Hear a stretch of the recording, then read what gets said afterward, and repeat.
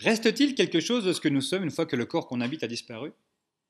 Cette question est particulièrement ardue parce qu'il n'est pas sûr que nous soyons capables de penser l'inexistence de notre corps alors même que notre expérience de l'existence passe forcément par ce corps.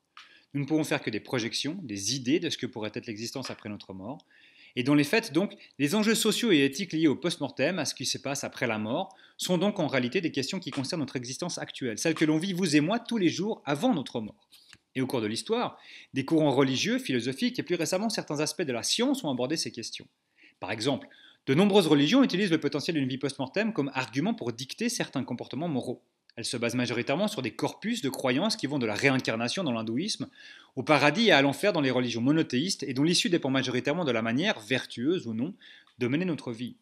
Ces croyances façonnent les comportements éthiques et les valeurs morales des personnes, souvent en encourageant des actions positives dans la vie présente pour assurer un avenir favorable après la mort.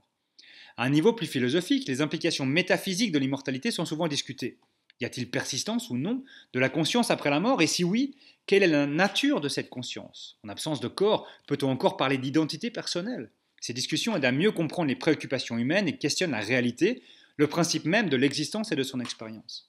D'autres enjeux sont également discutés. Ils tournent autour de la valeur de la vie et de son influence sur nos actions, sur la manière dont nous avons de traiter nos relations au monde. Par exemple, l'affirmation ou la négation d'une existence post-mortem peut influencer la manière dont les personnes considèrent leur environnement en général et les personnes qui les entourent en particulier. Les questions sociales et éthiques liées à la vie après la mort concernent donc majoritairement notre manière de considérer notre vie terrestre.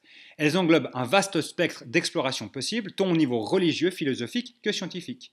Elles sont une source profonde de discussion et de réflexion personnelle sur le sens de la vie, le mourir, la mort et ce qui pourrait se trouver au-delà.